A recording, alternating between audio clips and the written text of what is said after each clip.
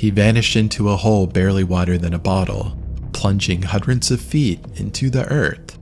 No one could fit inside, no rope could reach him, and every second, the ground shifted, sealing him deeper. What followed became one of the largest and most suffocating rescue attempts Europe had ever seen.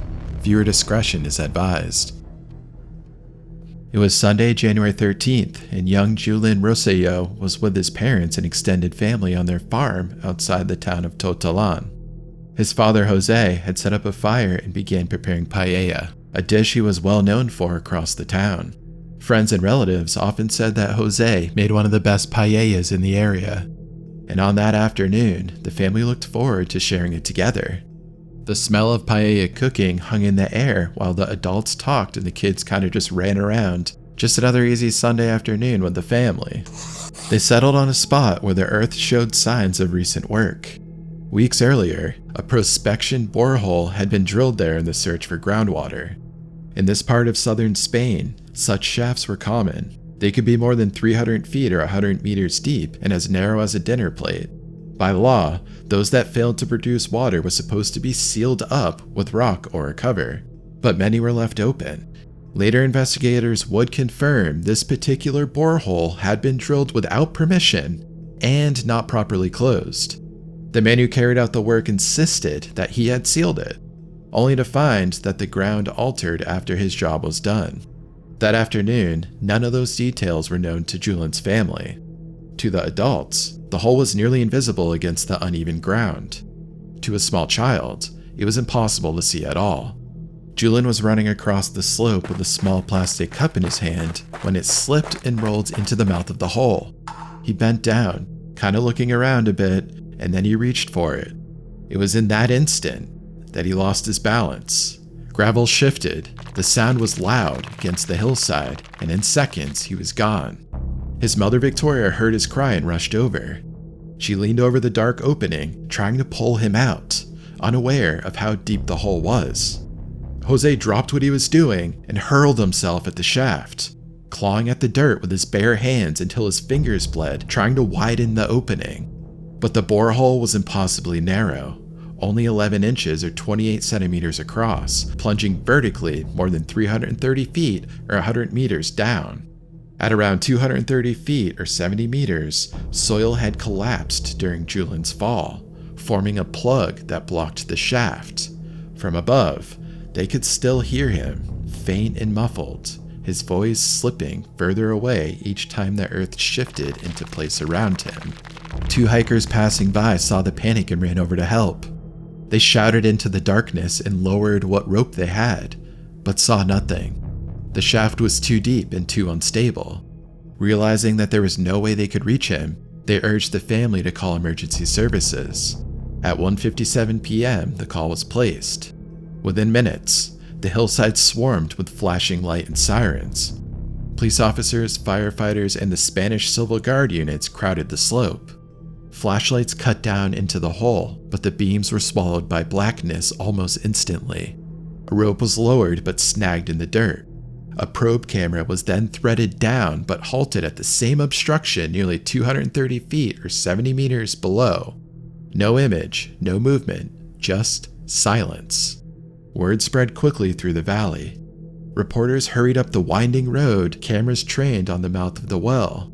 Engineers and miners were summoned, geologists were consulted, and court officials began recording witness statements from the family, the landowner, and the man who drilled the borehole. From the very first hours, it was clear this would not be a routine rescue. The shaft was a nightmare.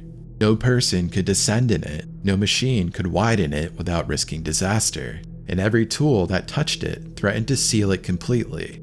Julien was trapped somewhere below the blockage, and the usual methods were useless. What began as one family's nightmare was becoming Spain's crisis, and before long, it would be the world's. By dawn, the hillside outside Totalan had become a command post with police vans, fire trucks, and television crews lining the narrow mountain road. Within hours, engineers ruled it out. The shaft was too unstable to use directly. If Julien was to be reached, rescuers would need to find another way. By mid-morning, Spain's top emergency engineers were on the hillside. Geologists studied maps and surveys spread across makeshift tables. Mining specialists, men used to cutting through unforgiving rock, examined the terrain together. The conclusion was grim. The only chance was to drill a parallel shaft besides the borehole, sink it to the depth of the blockage, and then dig horizontally until they broke through. Even that plan carried enormous challenges. The rock beneath Totalan wasn't soft soil, but quartzite, one of the hardest stones on Earth. Standard drills would wear down in hours, their bits smoothed and shattered.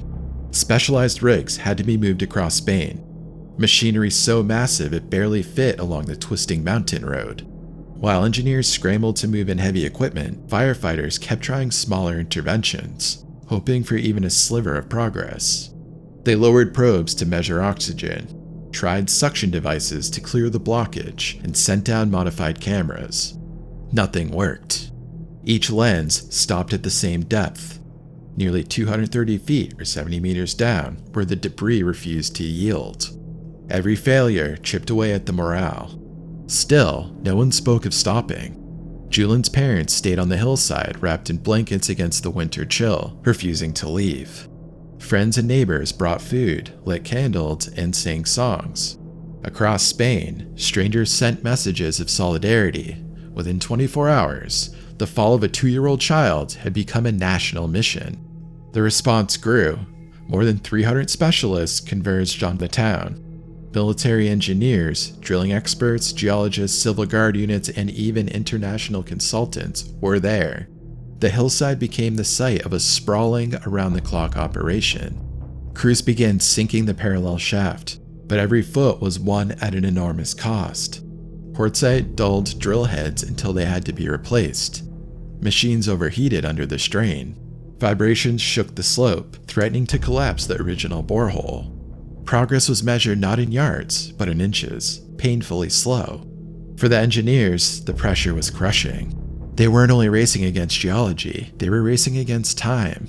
Was he alive? Could he even hear the roar of the machines above him? Every hour, progress carried unbearable weight.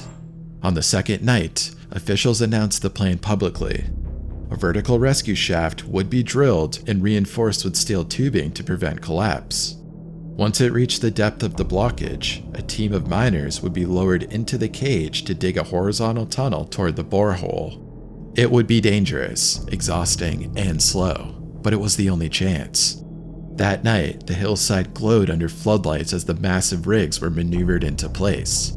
Sparks flashed against the stone as drills bit into the mountain. The sound of machinery echoed through the valley long after midnight. And yet, even with the new equipment, the rock resisted.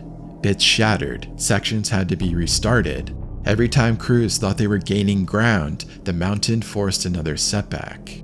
Above, families prayed while engineers cursed, and time kept slipping away. By the third day, helicopters circled overhead, lowering in parts too heavy to move along the narrow mountain road.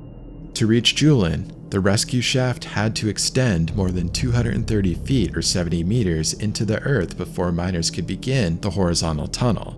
2 whole days were lost to delays.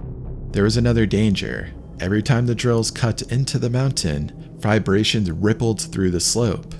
Geologists warned that the original borehole, the narrow shaft that Julian had fallen into, might collapse completely. If it did, rescuers would lose all sense of where he was. They were forced to treat the mountain like glass while trying to carve through one of the hardest stones on Earth. The blockage inside the borehole gave nothing away. Cameras couldn't pass the packed earth, sensors showed no readings. Firefighters tried for hours to clear it with suction hoses, hauling out tons of soil, but the passage stayed blocked. On the surface, pressure mounted. Journalists broadcast live around the clock, and every setback was amplified on television and social media. Spain was transfixed. In cafes and living rooms, people stared at screens, waiting for news that never seemed to come. Rumors made it worse. While one sensor picked up a faint noise, word spread that Julian was moving around. Crowds outside the police line cheered, only for the engineers to confirm hours later that it was just interference. For Julian's parents, the silence was unbearable. They refused to leave the hillside even as nights grew colder. Cameras broadcasted their faces across the country, hollow, exhausted, and waiting. By the 5th day, frustration showed on the engineers' faces. The rescue shaft was less than halfway complete when a massive drill bit snapped inside the hole. It had to be pulled out piece by piece before work could continue. Later, sparks shot out from the machinery, forcing another halt while mechanics swarmed to repair it. Even the elements worked against them. Strong winds swept across the ridge, toppling tents and scattering supplies. The steep rocky terrain made it almost impossible to maneuver the massive rigs. Every meter of progress seemed to demand twice the effort. Still, no one quit. More than 300 specialists had filled the hillside, working in shifts around the clock. By the 7th day, the shaft had only reached about 100 feet or 30 meters. The target was more than twice that depth. Crews slept in trucks on the ground, grabbing a few hours of rest before returning to the drills.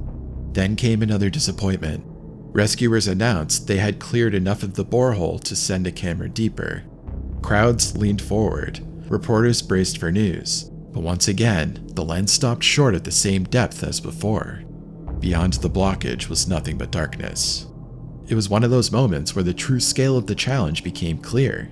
The operation was now consuming nearly €500,000 a day. Publicly, the Spanish government promised unlimited support. Privately, officials worried about the staggering costs and shrinking odds, and yet, to stop was unthinkable. As the second week began, engineers altered the plan again. To prevent collapse, they reinforced the rescue shaft with steel tubing as they drilled. It slowed the operation even further, but it was the only way to give the miners a chance once the shaft was complete. By the 10th day, the rescue had stalled. The vertical shaft, expected to take only a few days, was still incomplete. Machinery broke down again, and drill teams worked themselves to exhaustion, advancing only feet at a time.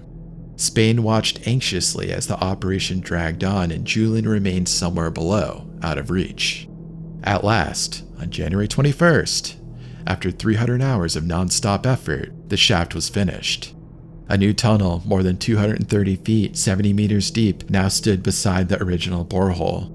It had cost millions of euros, hundreds of specialists, and almost 2 weeks of relentless labor. And yet, the most dangerous phase was only beginning.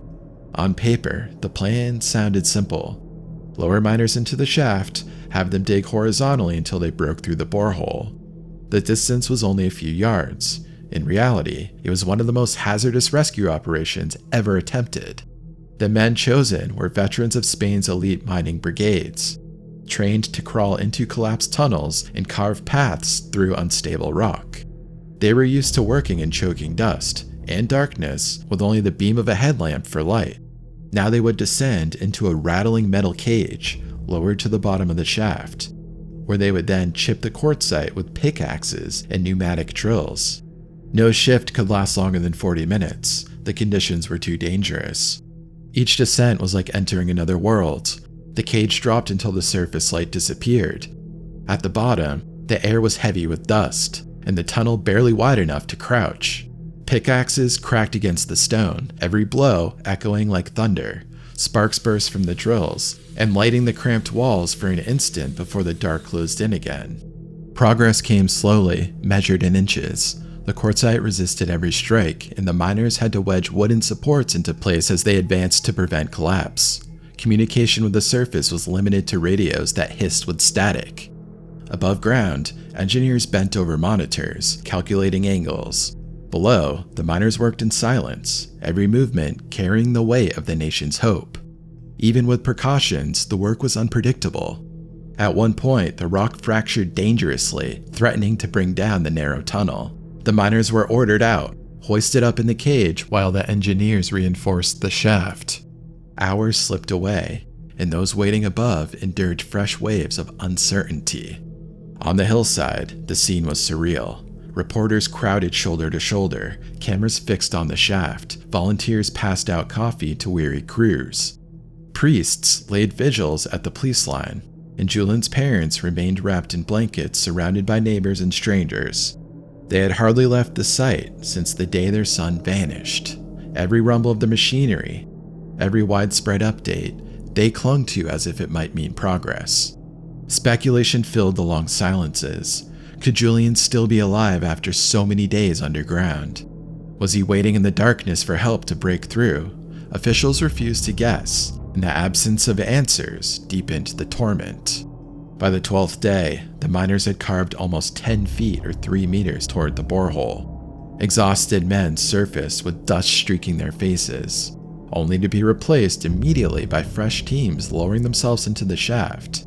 On the hillside, tension mounted with each passing hour. Crowds pressed against the barricades, waiting for news. Finally, on the evening of January 25th, the breakthrough finally came. The miners reached the borehole and widened the last stretch of tunnel just enough to peer inside. Spain's most complex rescue operation had made contact at last. The hillside went still.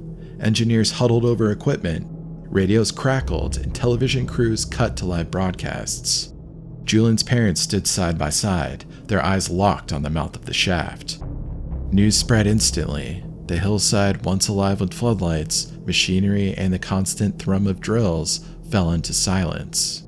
Julian's parents, who had stayed there every night, were embraced by family and friends as the reality sank in. What had begun as a desperate rescue mission had ended in a national tragedy. Across Spain, the grief was immediate. For the rescuers, grief mixed with a kind of pride. In the months that followed, the focus turned from the rescue to the cause. Investigators traced Julian's fall to the unsealed borehole drilled weeks earlier without proper permits. The contractor insisted he had covered it, but court inquiries revealed it had been left exposed after the ground was altered. By law, shafts that failed to yield water were supposed to be sealed with rock and capped with a manhole cover. That had not happened here. Criminal charges were filed against the landowner and the driller, and Spain introduced new regulations to prevent abandoned wells from being left open. What they found was devastating. Julian was at the bottom of the shaft about 233 feet or 71 meters below the surface. He had not survived the fall. The obstruction had stopped every probe and camera for days, but had also sealed his fate. Julian's death forced a painful national reckoning over safety, responsibility, and the hidden dangers scattered across the countryside. In the end, Julian's story was not one of survival. It was the story of how far people will go for even the smallest chance of saving a life. One family's tragedy became a nation's grief. You made it to the end, and I want to thank you for that. If you enjoyed this video, a quick like and a sub go a long way. More episodes are in the works, and I look forward to seeing you at the next one.